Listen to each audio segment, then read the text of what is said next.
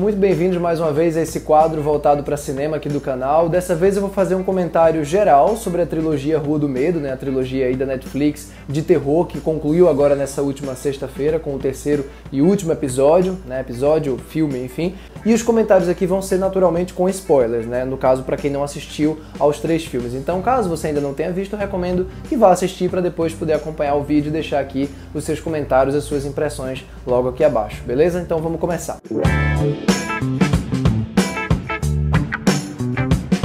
Se você ainda não é inscrito aqui no canal do Estação, vou lembrar você de se inscrever aqui embaixo, de ativar o sininho das notificações, claro, para receber notificações quando a gente postar vídeo novo aqui. E não se esqueça também de curtir o vídeo, porque isso ajuda muito o canal a crescer e o YouTube a recomendar o canal para outras pessoas. E se você realmente gosta muito de cinema, você pode conferir também o meu próprio canal aqui no YouTube, Seção Restrita, em que eu faço críticas de cinema de maneira geral, e também a minha conta do Letterboxd. Vou colocar aqui embaixo na descrição desse vídeo os 2 links. Antes de tudo, é importante relembrar, para quem já sabe, ou dizer para quem ainda não sabe, que esses filmes da trilogia Rua do Medo, na verdade, são, apesar de serem originais Netflix, eles são inspirados na franquia literária, né, na série de livros do R.L. Stine, que é um dos escritores mais famosos dos Estados Unidos no tocante a terror infanto-juvenil, né? Ele escreveu, por exemplo, Goosebumps, que é uma série gigantesca, rendeu inclusive 2 filmes, né? Pelo menos o primeiro dá pra chamar de filme, o segundo é qualquer outra coisa. E aqui, no entanto, é uma inspiração vaga, por assim dizer, porque a diretora dos 3 filmes, né, que é a Leigh Janiak,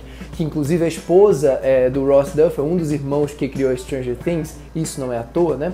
Ela resolve fazer uma espécie de especial assim da franquia, porque embora eu não tenha lido os livros, eu sei que a maior parte deles não tem a ver diretamente com essa história aqui que eles estão fazendo, né? Uma história muito mais específica, muito mais isolada, que inclusive tem muito mais violência, muito mais sangue, já que os livros são infanto-juvenis e aqui a classificação indicativa, pelo menos colocada no Brasil, é para 18 anos, né? Então tem muita violência, muito sangue, muito gore, muita decapitação e mutilações, etc e tal. Para ser franco, desde o princípio, a ideia de uma trilogia com uma história coesa, né, com uma cronologia, com a criação de um universo, trazendo de volta subgêneros específicos do horror, em particular o slasher e o filme de maldição, né, de demônios e possessões, etc. Eu já achei bacana porque eu gosto de ver o pessoal se envolvendo em construir pequenos universos, né, sem tanta ambição, como por exemplo os filmes de Invocação do Mal tem, né, de fazer um monte de derivado, não sei o que, aquele peso dramático que alguns filmes querem ter, e realmente fazer uma coisa que acabe sendo, no geral, uma brincadeira, né, uma brincadeira com o público e com os livros também, já que aqui a inspiração ela não é tão fiel, né?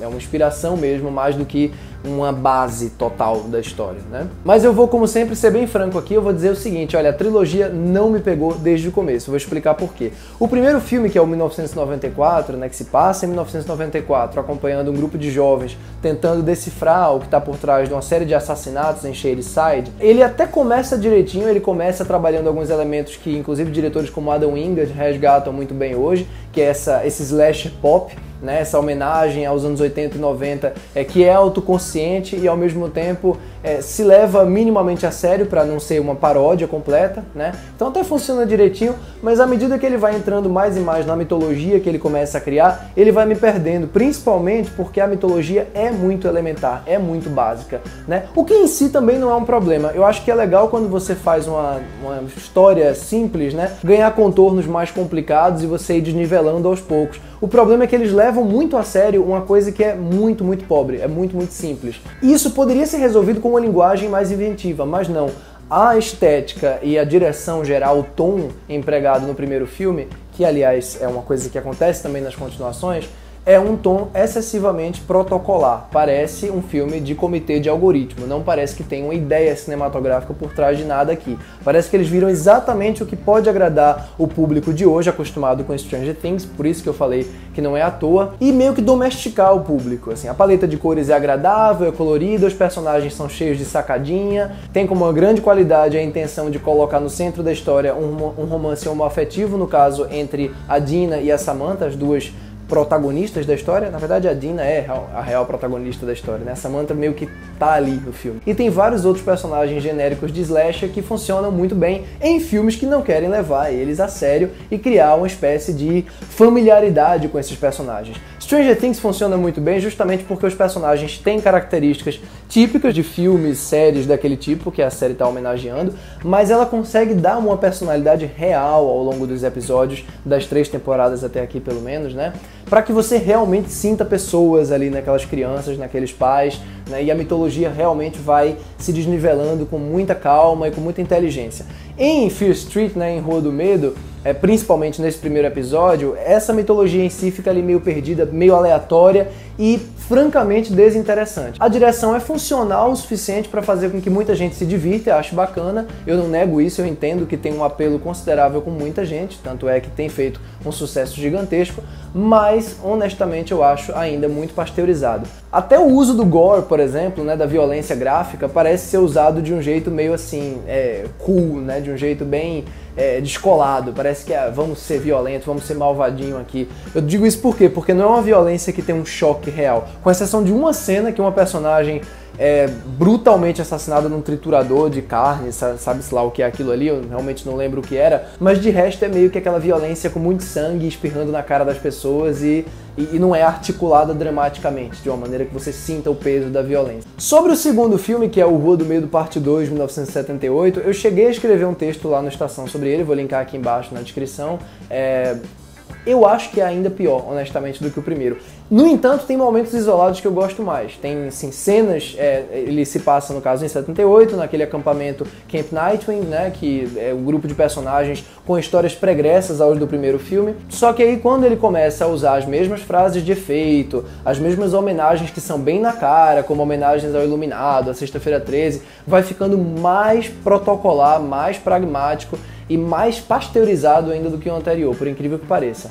Mas ele tem situações isoladas que eu gosto mais. E claro, a gente chega aqui ao Rua do Medo, parte 3, 1666, que vai meio que fazer uma história de origem, né, de toda a maldição que envolve os filmes anteriores, para poder continuar de onde o primeiro filme parou, né, ou melhor, de onde o final do segundo filme parou, para poder concluir de vez a história, resolver a maldição, resolver pelo menos os destinos aí dessa maldição que assola Shadyside. Bom, se você chegou até aqui do vídeo, eu vou presumir que você realmente, como eu falei na abertura, já viu os 3 filmes, ou pelo menos não se importa de saber o que acontece. Eu vou admitir que, assim, durante a primeira metade desse terceiro, que se passa ali, né, nessa história pregressa e tal, eu tava gostando moderadamente do filme. Eu acho que, como foi para um outro tempo, a diretora ali, Janiak, ela procurou trazer uns traços um pouco mais autorais, um pouco mais de personalidade para a história.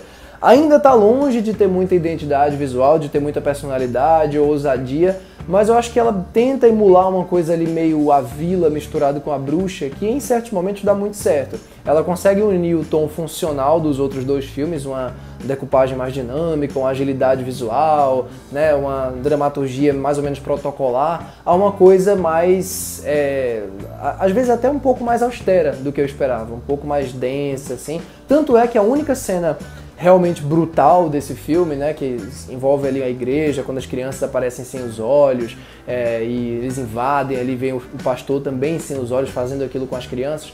Aquele momento foi um momento que genuinamente me deixou assim minimamente impressionado, que é uma coisa que nenhum dos 3 filmes, nenhum dos outros 2, no caso, tinha feito até aqui.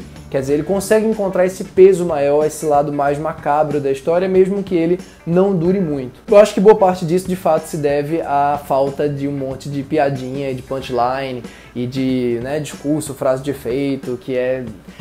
E aí é onde entra a segunda metade aqui, né? Que é onde ele volta tudo aquilo que tem de mais fraco nos 2 filmes anteriores. Quer dizer, frase de efeito, punchline, cena com personagem bolando o plano e câmera dando volta em torno, que são recursos, clichês, né, genéricos, que você pode até usar de maneira paródica, de maneira satírica, de maneira minimamente inventiva ou subversiva, mas que aqui é usada como um recurso fácil mesmo para deixar tudo o mais domesticado possível, né? Aliás, essa segunda metade, ela só se salva, na minha opinião, porque ela tem uma concentração de cena, né, uma concentração de perigo muito maior do que o primeiro episódio em si, né? Quando ele vai para a segunda metade, vai explorar ali os personagens principais, né, a Dina, a Samantha, o Josh e a atual Zizi, né, tentando matar o Nick Good, o xerife, que na verdade é o bruxo de toda a história, né, o cara que está fazendo todo esse mal. Pelo menos o filme foca muito nisso e a gente fica acompanhando essa batalha ali das monstruosidades que aparecem e o filme fica mais concentrado, não fica se abrindo como o primeiro e o segundo filme fazem às vezes, né? Quer dizer, vão cansando você. Aqui, quando ele se concentra mais nisso, ele realmente é mais divertido de ver, mais dinâmico, embora, de novo, fique tremendamente previsível. Absolutamente tudo o que acontece aqui, desde o fim dos personagens até o epílogo e as últimas imagens também do filme, enquanto sobem os créditos, é tudo muito protocolar, mesmo. E é muito chato isso, porque a ideia de fazer uma revisitação total da história, né, a partir de 1666, poderia dar aqui uma movimentada visual, narrativa muito grande na história. Mas não, na segunda metade o filme simplesmente se contenta em continuar a história do primeiro, né? Usa meio que essa história pregressa como um prólogo e fica ali fazendo uma série de montagem paralela que às vezes é ofensivamente estúpida, assim, é chamar você de burro mesmo, como numa cena em que a personagem da Zizi, né, a Zizi já adulta, vai entregar um livro à enfermeira do filme anterior, e aí o filme tem que fazer uma colagem para você lembrar que aquela é a enfermeira, como se fossem episódios gigantes de série e você fosse incapaz de lembrar. Claro que você lembra, os filmes ficam o tempo inteiro martelando para você cada coisa, né? Esse recurso da montagem paralela é muito repetitivo aqui. Eles ficam usando o tempo inteiro para fazer você ficar lembrando das coisas, para fazer correlação de um personagem com o outro. Ou seja, a média da trilogia, para mim, acaba sendo uma média muito mediana, que tem alguns altos isolados, especialmente nesse terceiro filme, que poderia ser, assim, e é, em alguma medida, o melhor dos três, mas os problemas realmente são os mesmos, né, nos três inteiros. É como se fossem problemas que sufocassem e impedissem o pessoal aqui de ir além dessa falta de um pulso maior de direção e de visão de terror, né? É basicamente uma reciclagem de uma série de elementos dentro de uma dinâmica de algoritmo, assim, de filme que dá certo, porque tem o draminha certo, o humor certo, a dose de gore, né, certinha ali para não incomodar, para não ser além da conta, ou seja, pura e simples domesticação.